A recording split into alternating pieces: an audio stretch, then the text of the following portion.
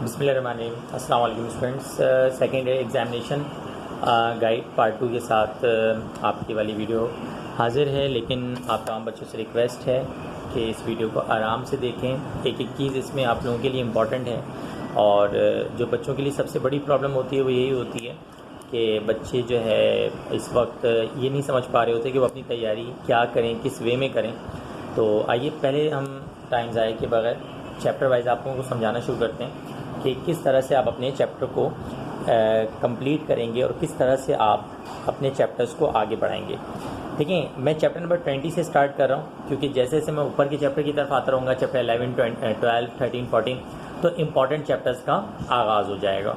और अभी जो मैं चैप्टर्स करवा रहा हूँ वो इम्पॉर्टेंट वाले चैप्टर भी हैं बहरहाल, लेकिन छोटे चैप्टर्स हैं। देखो बेटा, चैप्टर नंबर 20 में आप सब जानते हो कि 2 क्वेश्चन हैं और उनमें से एक सवाल कंफर्म आना है, 100% आना है। एक जो सवाल है उसमें पूछा जा सकता है कंस्ट्रक्शन एंड वर्किंग ऑफ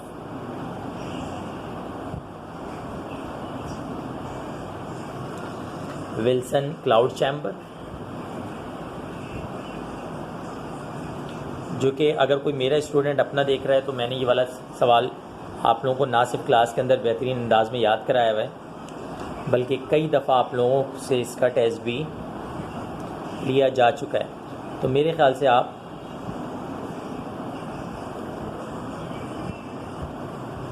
सब इस सवाल को पढ़ चुके हैं और समझ चुके हैं।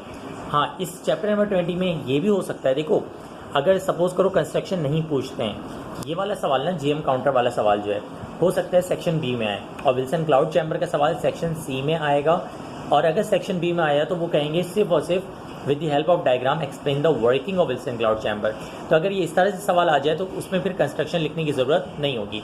इस तरह जीएम काउंटर का सवाल अगर बिलफर्ज फॉर एग्जाम्पल इसमें आ जाए, सेक्शन बी में आ जाए, तो भी आप जो है सेक्शन बी में यही करेंगे कि आप जो आवाज़ है अपना, जो आपके पास जीएम काउंटर जो आपके पास विल्सन क्लाउड चैम्बर है, अगर उसकी कंस्ट्रक्शन नहीं पूछी जाती है तो बात ख़त्म हो जाएगी, नहीं फिर आपको वर्किंग और उसकी डायग्राम बनानी होगी। तो वो डिपेंड करता है कि कौन से सवालात आपसे पूछे गए हैं, उसका कौन सा सेक्शन है।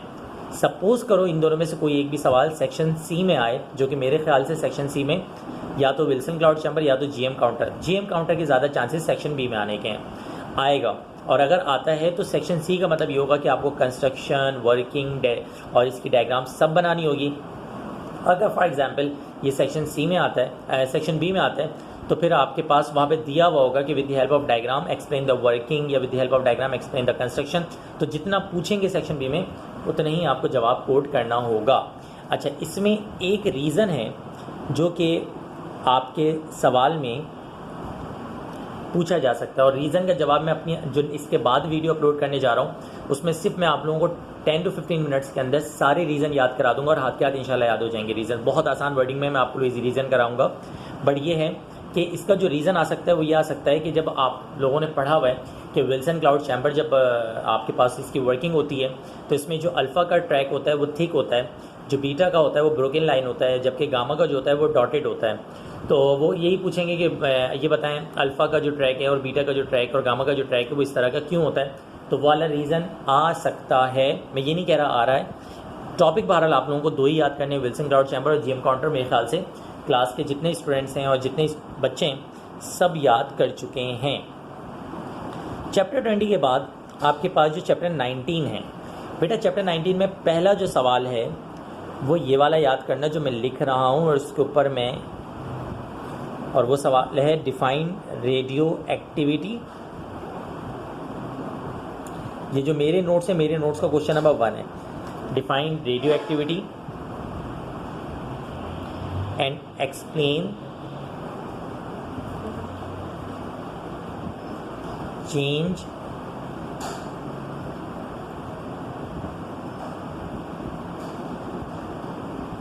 इन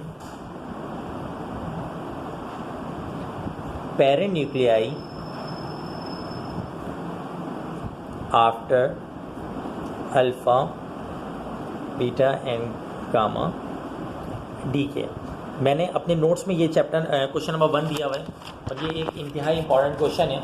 इसमें क्या होगा कि आपके पास अल्फ़ा डी के, बीटा डी के और गामा डी के की क्या आती हैं, इक्वेशंस आती हैं। तो इन इक्वेशंस को अच्छी तरह याद कर लीजिएगा। सेक्शन बी का ये एक मोस्ट इम्पॉर्टेंट सवाल है। यही वजह है कि मैं इस सवाल के साथ स्टार बना दे रहा हूँ। इस सवाल के साथ स्टार बनाने का मतलब यही है कि ये वाला सवाल भाई साहब नहीं छोड़ना है। मैंने क्लास में बहरहाल आप लोगों को याद भी कराया हुआ है और आप तमाम बच्चों ने इसका टेस्ट भी दिया हुआ है। अच्छा, दूसरा जो सवाल आ सकता है या तो ये वाला आएगा, वरना ये वाला सवाल सेक्शन बी में पूछा जा सकता है कि डिफाइन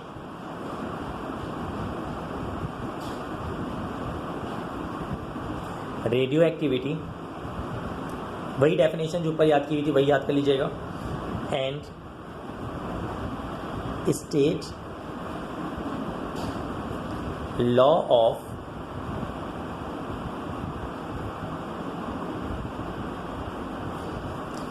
रेडियो एक्टिव डी के विथ एक्सपोनेंशियल कर्व। ये मेरे नोट्स का क्वेश्चन नंबर 2 है।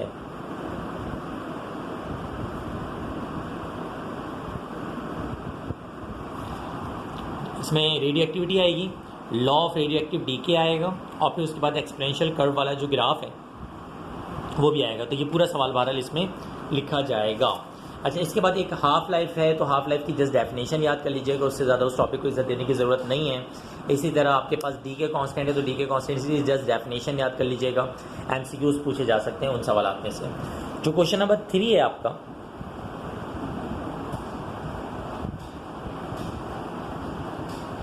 वो है define fission reaction. Define fission reaction. अच्छा, वो ये भी पूछ सकते हैं कि बताएं फिजन रिएक्शन कहाँ कहाँ होता है। तो 2 एग्जाम्पल याद रखिएगा। एक तो न्यूक्लियर रिएक्टर में होता है और आपके पास इसके न्यूक्लियर रिएक्टर वगैरह में फिजन रिएक्शन होता है। और वो ये भी पूछ सकते हैं बताएं सन में कौन से रिएक्शन होते हैं। तो सन पे याद रखना फ्यूजन रिएक्शन होता है, ठीक है। खैर, डिफाइन फ्यूजन रिएक्शन।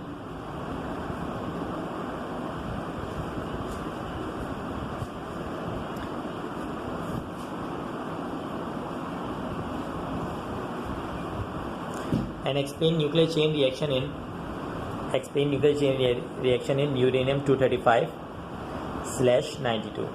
तो ये तीसरा सवाल है कि जो आपने प्रैक्टिस करनी है और याद करना है। चैप्टर 19 में मेरा ख्याल है कि इससे ज़्यादा आपको किसी टॉपिक को इज्जत देने की ज़रूरत नहीं है। फ्यूजन रिएक्शन, उसकी जस्ट डेफिनेशन याद कर लें और बुक से थोड़ी बहुत इक्वेशन याद कर लें। अगर बहुत ज़्यादा अच्छी तैयारी करनी है और बहुत ज़्यादा पागल हुए हैं पढ़ने के लिए तो पढ़ लें। अदरवाइज़ ये 3 क्वेश्चंस याद कर लें। मेरे ख्याल से चैप्टर 19 आपका बहुत अच्छे अंदाज में निकल जाएगा। न्यूमेरिकल्स की अगर बिल्कुल बात करें, इसमें से कोई रीज़न वगैरह याद करने की ज़रूरत नहीं है।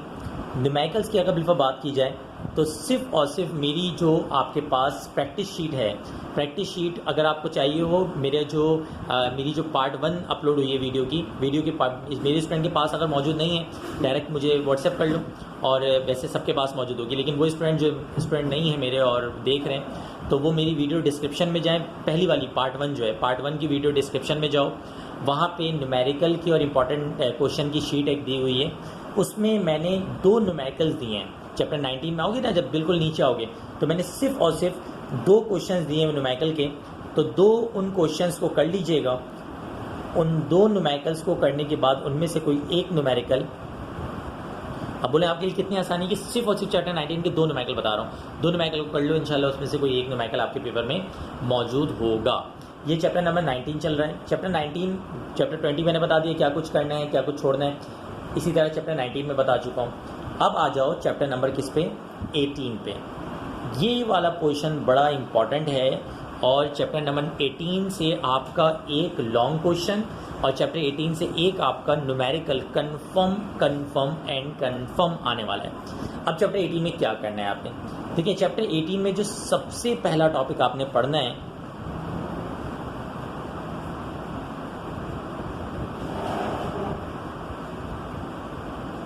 वो करना है बोहर्स एटॉमिक मॉडल का। बोहर्स एटॉमिक मॉडल का प्लस इसकी 3 डेरिवेशंस हैं। एक रेडियस वाली डेरिवेशन है, उसके बाद इसकी एनर्जी वाली डेरिवेशन है और उसके बाद इसकी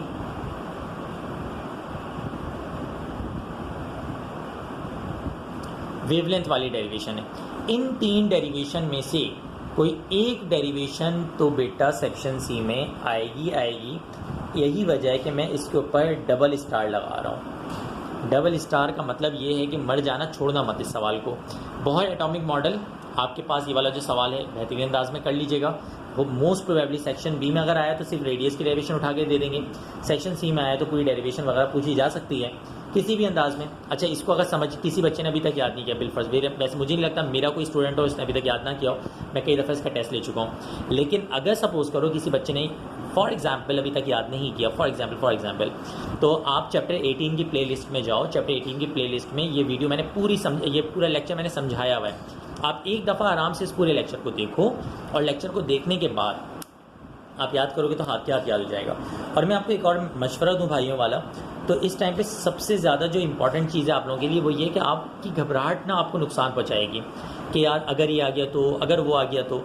मैं आपको बार बार कह रहा हूँ, आप सिंपली वो मेरी जो न्यूमेरिकल शीट है जो मैंने प्रोवाइड की हुई है तमाम स्टूडेंट्स को, उस न्यूमेरिकल शीट को उठाओ, न्यूमेरिकल नंबर चैप्टर 11 के न्यूमेरिकल नंबर 1 से स्टार्ट करो, लास्ट तक लाके प्रैक्टिस करो।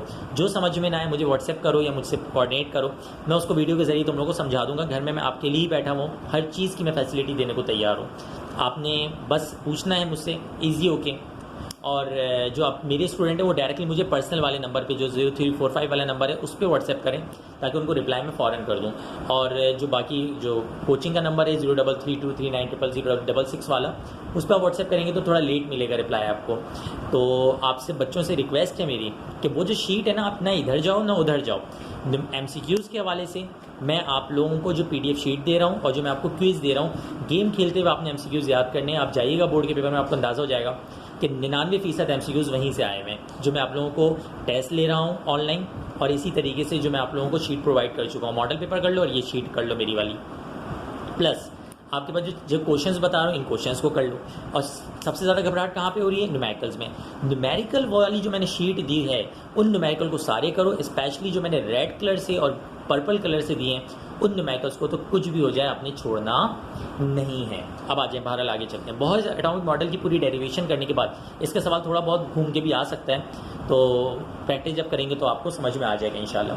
बहुत एटॉमिक मॉडल के बाद अगला जो टॉपिक है आपका एक्स रेज और उसके स्पेक्ट्रम का। इसको 2 से 3 दफ़ा पढ़ लो MCQs के पॉइंट ऑफ व्यू से। मैं इसको हरगिज़ इंपॉर्टेंट क्वेश्चन नहीं बोल रहा। अच्छा, अब लेज़र में जो है ना क्या याद करना है आपने? लेज़र में बेटा डिफाइन लेज़र याद कीजिएगा, यानी laser stand for light amplification by stimulated emission of radiation. उसके बाद इसका प्रिंसिपल याद कीजिएगा,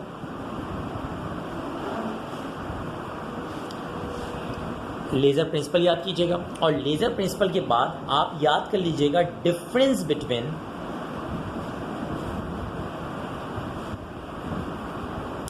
और ये मैंने नोट्स में नीचे में पैराग्राफ में दिया हुआ भी है, डिफरेंस बिटवीन ऑर्डिनरी लाइट।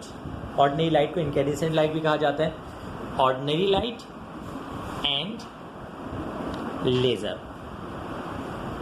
अब इसमें बहुत से बच्चे रूबी लेज़र की प्रैक्टिस करने में लगे हुए हैं, तो भैया वो उठा के दे दें अलग बात है, लेकिन रूबी लेज़र मेरी जो इन्फॉर्मेशन है उसके अकॉर्डिंग रिड्यूस कोर्स का हिस्सा है, यानी रिड्यूस्ड है। तो चैप्टर 18 में रूबी लेज़र आपका पूछा नहीं जाएगा, तो रूबी लेज़र को आप कटा दीजिए। चैप्टर 18 में एक चीज़ याद रखिएगा, सबसे पहले आप VIP अंदाज में प्रैक्टिस कीजिएगा इस वाले फॉर्मूले की, 1/λ = RH। ये मैं पहला कंफर्म न्यूमेरिकल आपको बताने जा रहा हूँ। NI², एक ये वाला फॉर्मूला, RH = 1/NF² - 1/NI²। और एक फार्मूला है E = hc/λ। बेटा ये जो 2 न्यूमेरिकल्स हैं, इन न्यूमेरिकल्स को VIP प्रैक्टिस कर लो। या तो आपके पैशन सीरीज़ आ जाएगी, या तो आपके पास ब्रैकेट सीरीज़ आ जाएगी, या तो लाइमन आ जाएगा, या तो अल्ट्रावायलेट रीजन आ जाएगा। चैप्टर 18 के न्यूमेरिकल्स में अगर प्रॉब्लम है, मेरा आपको मशवरा है चैप्टर 18 की प्लेलिस्ट में जाओ, उसका न्यूमेरिकल का पहला वाला लेक्चर देखो, पूरा न्यूमेरिकल क्लियर हो जाएगा। ये वाला न्यूमेरिकल बेटा इधर जिग जैग अंदाज में आप अपनी मेहनत को ज़ाया करो, उससे कहीं बेहतर है कि जो कहते हैं ना थोड़ा खाओ लेकिन अच्छा खाओ, तो टारगेटेड तैयारी करो अपनी, इस वाले न्यूमेरिकल की वीआईपी प्रैक्टिस कर लो। ये वाला न्यूमेरिकल आपका कंफर्म एक आ रहा है। सेक्शन बी में आपको सिर्फ 5 क्वेश्चंस करने होंगे, अगर इसकी वीआईपी प्रैक्टिस आप कर लो तो एक न्यूमेरिकल आपका निकल जाएगा। बचे कितने क्वेश्चन? 4 क्वेश्चन, ठीक है। अच्छा खैर, आपके पास ये जो चैप्टर 18 है जिसमें से न्यूमेरिकल आपका चैप्टर 18 का आ रहा है, और मैं इंपॉर्टेंट न्यूमेरिकल जो बता चुका हूँ कि मेरी जो पीडीएफ शीट है उससे न्यूमेरिकल करो। आज सेकंड वीडियो जो मेरी अपलोड होगी वो रीजंस की होगी, और रीजंस के बाद मैं आप लोगों को न्यूमेरिकल की रिवीजन वीडियोस बनाना शुरू करूंगा जिसमें मैं न्यूमेरिकल्स की गाइडलाइन देता रहूँगा। तो आप मुझसे व्हाट्सएप पे या कमेंट के जरिए पूछते रहिएगा, आपको जहाँ जहाँ प्रॉब्लम है मैं इंशाल्लाह आपको गाइड करता रहूँगा, ठीक है जी। तो न्यूमेरिकल्स आपके पास मैं आपको बता चुका हूँ कि चैप्टर 18 का ये वाला न्यूमेरिकल मोस्ट इंपॉर्टेंट है। आगे चलते हैं जनाब अली। चैप्टर 18 के बाद बारी आती है किसकी? चैप्टर नंबर 17 की। देखो बेटा, चैप्टर नंबर 17 में सेक्शन सी का मैंने एक कौन सा सवाल कंफर्म किया तुम लोगों को अभी? बोहर एटॉमिक मॉडल वाला डबल स्टार जिसमें बना दे रहा हूँ भाई, वो समझ लीजिए आप, इंपॉर्टेंट है। चैप्टर 17 में जो पहला सवाल है वो याद कीजिएगा, फोटो इलेक्ट्रिक इफेक्ट वाला याद करेंगे आप आइंस्टाइन की इक्वेशन के साथ।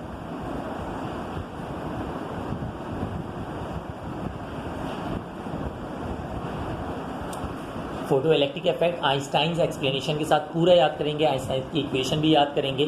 बेटा इस सवाल पे डबल स्टार दे रहा हूँ मैं, तो आप समझ गए होंगे कि ये वाला सवाल आपके लिए कितना इंपॉर्टेंट है। सेक्शन सी का मेरे हिसाब से या तो ये वाला सवाल, और दूसरे सवाल में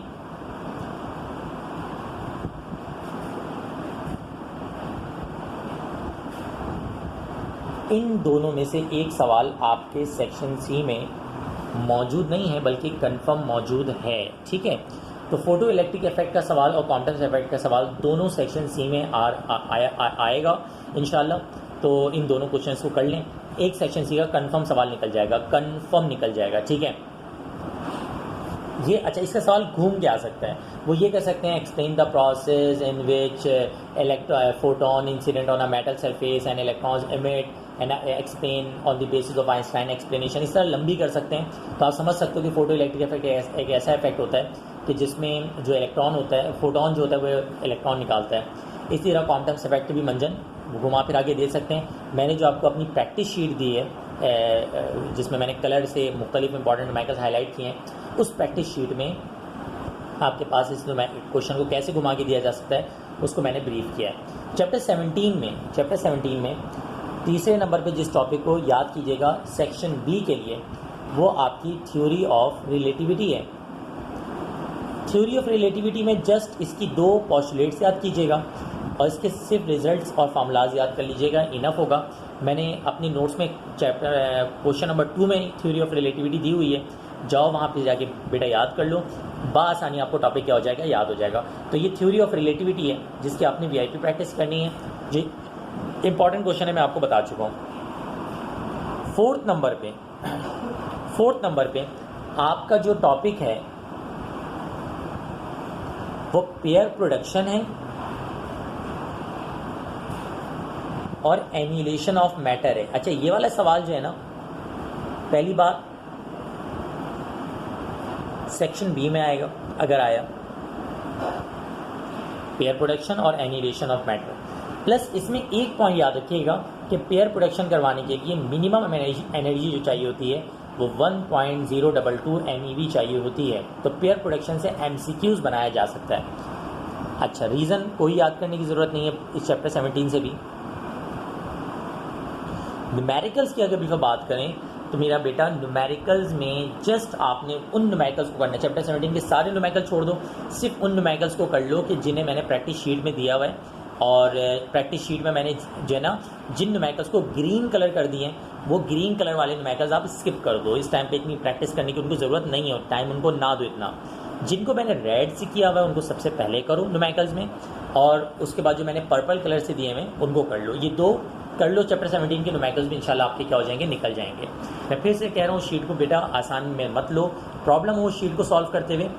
और ये बहुत बड़ी प्रॉब्लम है। बच्चा क्या करता है, इस कोचिंग के नोट्स भी उठा लो, उस कोचिंग के गैस पेपर भी उठा लो, पूरी दुनिया के गैस पेपर देखते रहोगे, आपको वोमिट वाली फीलिंग आती रहेंगी, आपको एक होल उठना होगा, आप घबराहट का शिकार हो जाओगे। तो मैं आपको सच बता रहा हूँ कि आपने सबसे पहले, वो क्या कहते हैं इमरान खान, घबराना नहीं है। आपको जो मैं बता रहा हूँ बस इजी वे में उसकी प्रैक्टिस करते जाओ, याद करते जाओ। न्यूमेरिकल्स के पॉइंट ऑफ व्यू से मेरी जो शीट है उसको सॉल्व करते चले जाओ। शीट में कोई एक भी चीज़ ऐसी नहीं होनी चाहिए जो आपकी रुकी हुई हो या आपने ना की हुई हो। आप पेपर देने के बाद अफसोस कर रहे होंगे कि सर ने यार जो बताया था काश हम सिर्फ उसी को पक्का करके चले जाते तो हमारा पेपर बहुत अच्छा हो जाता। अदरवाइज आप इधर जो जिग जैग जा रहे हो ना, उसमें आपकी घबराहट बढ़ेगी, मजीद और कुछ नहीं होगा आप लोगों को। चैप्टर नंबर 16 में जो पहला क्वेश्चन है ये सेक्शन बी में आ सकता है और वो है ट्रांजिस्टर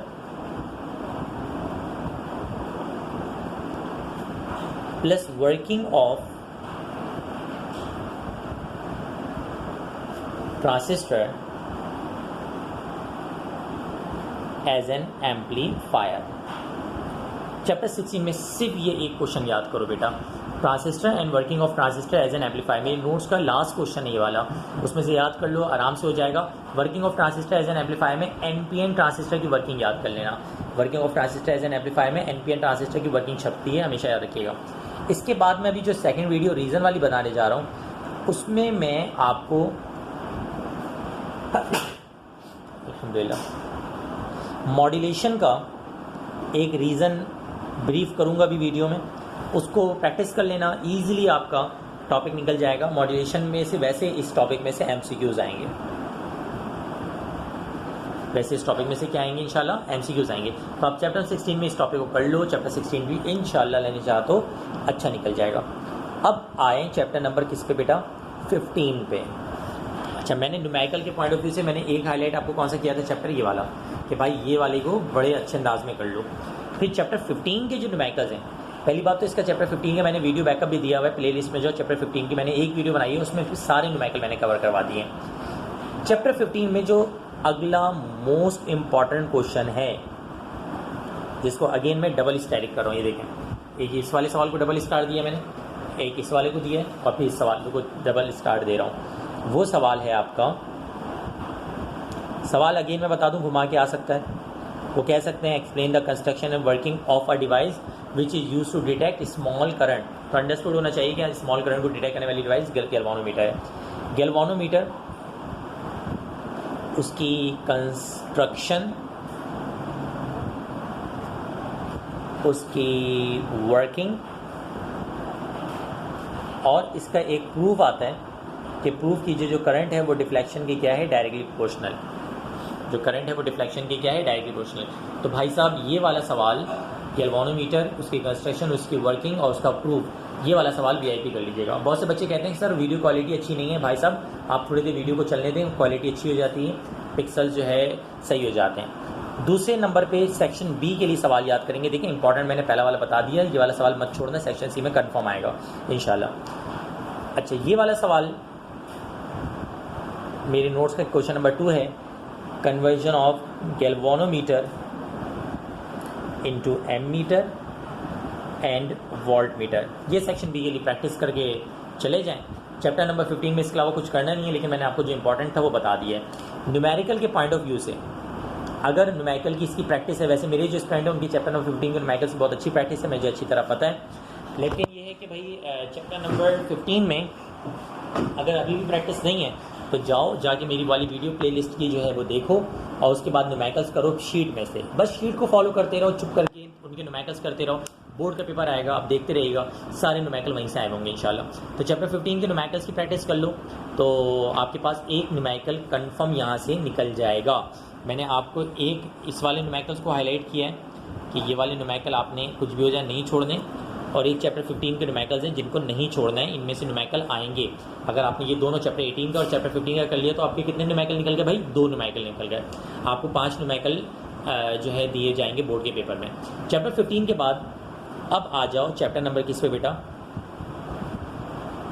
14 पे। चैप्टर नंबर 14 में आपने क्या क्या करना है, चैप्टर 15 में ब्रीफ कर चुका हूँ। चैप्टर 14 बेटा, चैप्टर नंबर 14 में सबसे पहले जो याद कीजिएगा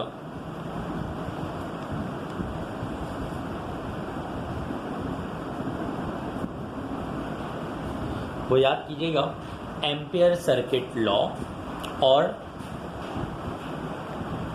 एक्सप्रेशन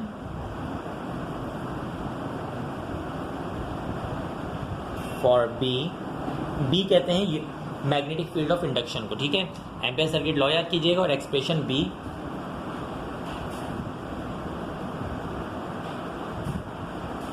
फॉर सॉलिनॉइड। नोट्स में से याद करना, ये वाले सवाल पे अगेन मैं डबल स्टैक बना रहा हूँ। ये देखो, एक इस सवाल पे स्टैक बनाया, एक इस सवाल पे बनाया, और फिर उसके बाद चैप्टर 15 के इस वाले सवाल पे, और एम्पियर सर्किट लॉ पे स्टैक बना रहा हूँ। मशवरा दे रहा हूँ, मत छोड़ना। पेपर आएगा उसके बाद आप सोचते रहोगे कि काश सर ने जिस तरह एक्सप्लेन किया था उस तरह हमने तैयारी अपनी कर ली होती। तो और पता है क्या क्या करो, अभी तुम लोगों के पास 3 दिन है।